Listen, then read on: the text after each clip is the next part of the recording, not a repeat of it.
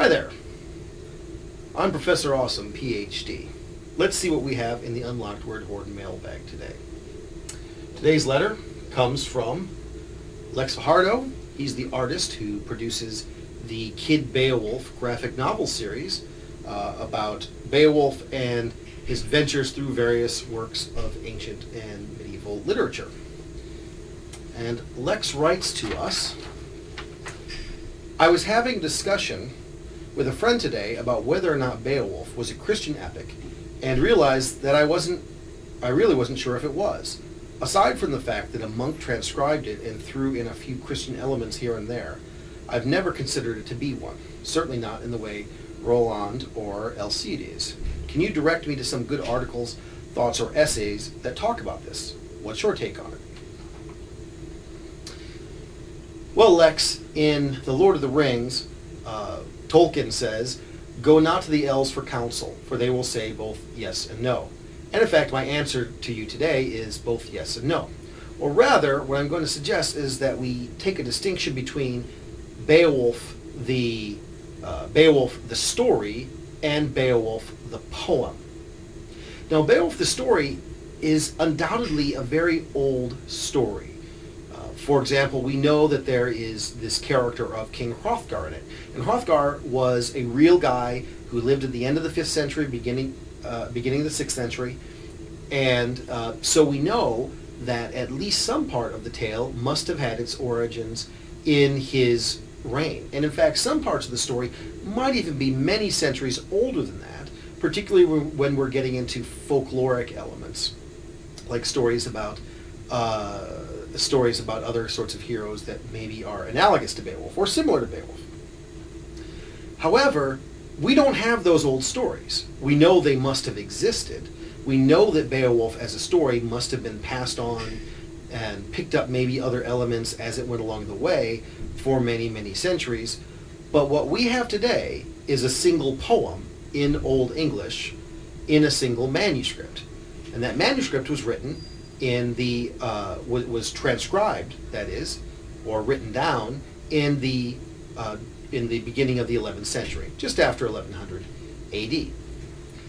And so the question then becomes, well, at what point does Beowulf pick up its Christian elements? Because it has very obvious Christian elements, and as Lex pointed out, there are some that appear to maybe be plugged into there by later transcribers.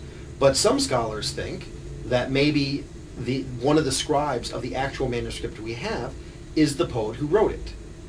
Other scholars think that we're looking at a poem that might have existed for many centuries beforehand, into the 8th century, or perhaps early. In either case, we're still looking at a time frame for the poem to have been written in Old English, in the form that we understand it. That would have happened about during the time when England, the Anglo-Saxons, had already become Christianized, or were well into the process of being Christianized. And so it seems to me that the Beowulf poet has an understanding of this and very clearly alludes to not just his own Christian beliefs, but the Christian beliefs of his audience, and trying to figure out how do we think about Beowulf, who's this pagan hero.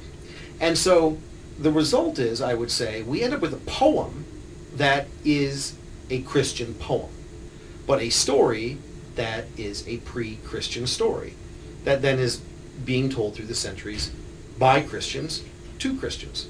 Now, if you're interested in knowing more about this, the best starting place is an essay called The Christian Coloring of Beowulf by F.A. Blackburn, and mine is from an anthology of Beowulf criticism edited by Lewis E. Nicholson. And this is about 115 years old, I think, at this point, this essay is. And he sort of, we get the starting point of this argument. And he argues very similarly to what Lex has said, that Beowulf is essentially a pre-Christian, or as he would say, a heathen story that gets a few Christian elements tacked on.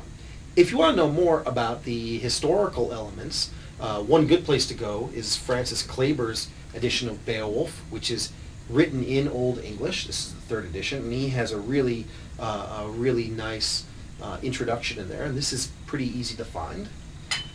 And then also Mitchell and Robinson's edition of Beowulf. It has a very short, but I think nice discussion of the manuscript and some of the other historical elements surrounding the poem, so you can make up your own mind about which parts of it maybe come from before Christianity, which parts are part of Christianity, which parts have Christianity really sort of firmly meshed in there, and which parts the Christianity is just sort of tagged on at the end. I'd like to hear more about what you think about this and other topics, so if you have questions, write to me and I'll be happy to answer them. Also, visit our Facebook page or the Unlocked Word Hoard blog and give us your comments. Unlock your word hoard.